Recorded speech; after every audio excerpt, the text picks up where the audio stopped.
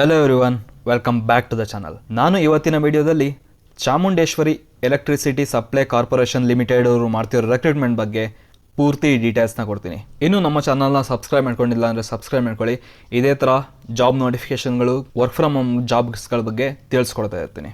So ಇಲ್ಲಿ ನೋಡೋದಾದರೆ ಯಾವ ಪೋಸ್ಟ್ಗೆ ಇವರು ರೆಕ್ರೂಟ್ಮೆಂಟ್ನ ಮಾಡ್ತಿದ್ದಾರೆ ಮತ್ತು ಏನಕ್ಕೆ ಅಂತ ನೋಡೋದಾದರೆ, ಇಲ್ಲಿ ನೋಡೋದಾದರೆ category engineering graduate apprentice.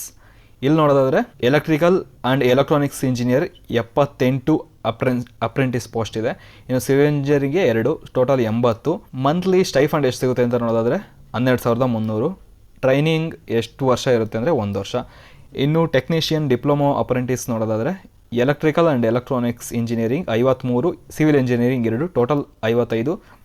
Monthly stipend 10,900 ಸಿಗುತ್ತೆ, 1 ವರ್ಷ ಟ್ರೈನಿಂಗ್ ಇರುತ್ತೆ. ಇನ್ನು ನಾನ್ ಇಂಜಿನಿಯರಿಂಗ್ ಅಪ್ರೆಂಟಿಸ್ ನೋಡೋದಾದರೆ BCom 30, BBA 10, BCA 10, BA 7, BSc 8, total 65. Monthly stipend ನೋಡೋದಾದರೆ 12,300 ಸಿಗುತ್ತೆ. ಸೊ ಟ್ರೈನಿಂಗ್ ಡ್ಯೂರೇಷನ್ ನೋಡೋದಾದರೆ 1 ವರ್ಷ ಇರುತ್ತೆ. ಎಜುಕೇಷನ್ ಕ್ವಾಲಿಫಿಕೇಷನ್ ಏನು ಬೇಕು ಅಂತ ನೋಡೋದಾದರೆ, ಗ್ರ್ಯಾಜುಯೇಟ್ ಅಪ್ರೆಂಟಿಸ್ಗೆ ನೀವು BE ಅಥವಾ BTechನ ಅಲ್ಲಿ ಕೊಟ್ಟಿರೋ ಇದರಲ್ಲೇ ಮಾಡಿರಬೇಕು, ಲೈಕ್ ಯೂನಿವರ್ಸಿಟಿ ಅಥವಾ ಸ್ಟೇಟ್ ಗೌರ್ಮೆಂಟ್ ಬ್ರಾಂಚಸ್ಸಲ್ಲಿ. ಇನ್ನು ಡಿಪ್ಲೊಮೊ ಕೂಡ ಹಾಗೇ 3 ಇಯರ್ ಡಿಪ್ಲೊಮೊನ ಪಾಲಿಟೆಕ್ನಿಕ್ ಕಾಲೇಜ್ ಅಥವಾ ಇನ್ಸ್ಟಿಟ್ಯೂಷನ್ಸಲ್ಲಿ ಮಾಡಿರಬೇಕು.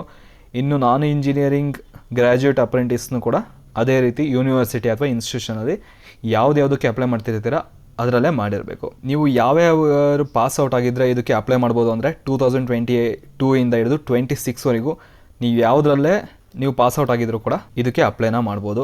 ಏಜ್ ಲಿಮಿಟ್ ನೋಡೋದಾದರೆ ನಿಮ್ಮ ಏಜ್ 18 ಮೇಲೆ ಆಗಿರಬೇಕು, ಅದರೊಳಗಿದ್ರೆ ಇದಕ್ಕೆ ಅಪ್ಲೈ ಮಾಡೋಕ್ಕಾಗಲ್ಲ. ಇನ್ನು ಇದರಲ್ಲೂ ಕೂಡ SC ST OBC PWD ಈ ಥರ ಎಲ್ಲ ರಿಸರ್ವೇಷನ್ಸ್ ಇರುತ್ತೆ. ಸೊ ಈ ರಿಸರ್ವೇಷನ್ನ ನೀವು ಅಪ್ಲೈ ಮಾಡ್ಬೇಕಾದ್ರೆ ಕೊಡಬೇಕಿರುತ್ತೆ. ಏನಾದ್ರು ಕೊಡಲಿಲ್ಲ ಅಂದರೆ ನಿಮ್ಮನ್ನ ಜನರಲ್ ಅಂತ ಕನ್ಸಿಡರ್ ಮಾಡೋಕ್ಕಾಗುತ್ತೆ. ಇನ್ನು ಇದ್ರ ಸೆಲೆಕ್ಷನ್ ಪ್ರಾಸೆಸ್ ನೋಡೋದಾದರೆ ಬೇಸ್ಡ್ ಆನ್ ನಿಮ್ಮ ಕ್ವಾಲಿಫಿಕೇಷನ್ ಮತ್ತು ಮಾರ್ಕ್ಸ್ ಮೇಲೆ ಆಗುತ್ತೆ. ಆ ಮಾರ್ಕ್ಸ್ ಮೇಲೆ ಶಾರ್ಟ್ ಲಿಸ್ಟ್ ಆದವ್ರದ್ದು ಹೆಸರು, ಲೈಕ್ ಯಾರ್ಯಾರು ಶಾರ್ಟ್ ಲಿಸ್ಟ್ ಆಗಿರ್ತಾರೆ ಅವ್ರಿಗೆ ಇಮೇಲ್ ಮುಖಾಂತರ ತಿಳಿಸ್ಕೊಡ್ತಾರೆ. ಇನ್ನು ರಿಜಿಸ್ಟ್ರೇಷನ್ ಮತ್ತು ಅಪ್ಲಿಕೇಶನ್ ಸಬ್ಮಿಷನ್ದು ಪ್ರೊಸೀಜರ್ಸ್ನ ನೋಡೋದಾದರೆ 2 ರೀತಿ ಇದೆ.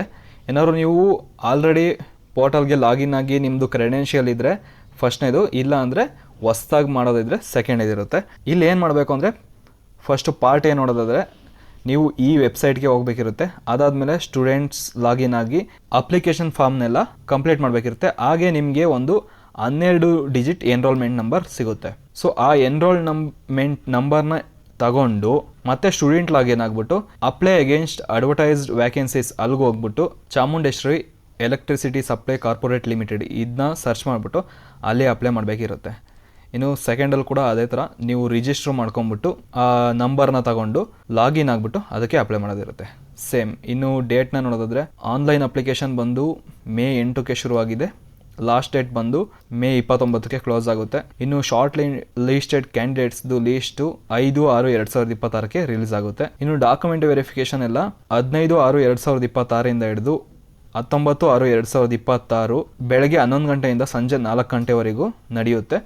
ಅದು ಲೊಕೇಶನ್ ನೋಡೋದಾದರೆ Chamundeshwari electricity supply corporate limited, corporate office 29 Vijayanagar 2nd stage, ಇನ್ಕಲ್, ಮೈಸೂರಲ್ಲಿ ನಡೆಯುತ್ತೆ. ಇನ್ನು ಬೇರೆ ಇನ್ಸ್ಟ್ರಕ್ಷನ್ಸ್ಗಳೆಲ್ಲ ಕೊಟ್ಟಿದ್ದಾರೆ, ಅದನ್ನೆಲ್ಲ ನೋಡ್ಕೊಳ್ಳಿ. ಸೊ ಯಾರೆಲ್ಲ ಇದಕ್ಕೆ ಅಪ್ಲೈ ಮಾಡಬೇಕು ಅಂತ ಇದ್ದೀರಾ ಅಪ್ಲೈ ಮಾಡಿ. ಈ ನೋಟಿಫಿಕೇಷನ್ ಲಿಂಕ್ನು ಕೂಡ ನಾನು ಡಿಸ್ಕ್ರಿಪ್ಷನಲ್ಲಿ ಕೊಟ್ಟಿರ್ತೀನಿ. ಹಾಗೆ ನಿಮ್ಮ ಫ್ರೆಂಡ್ಸ್ ಮತ್ತು ಫ್ಯಾಮಿಲಿಗೂ ಶೇರ್ ಮಾಡಿ. ಅವರು ಏನಾದ್ರು ಇದಕ್ಕೆ ಅಪ್ಲೈ ಮಾಡಬೇಕು ಅಂತ ಇದ್ದರೆ ಅಪ್ಲೈ ಮಾಡಲಿ. Thank you, all the best.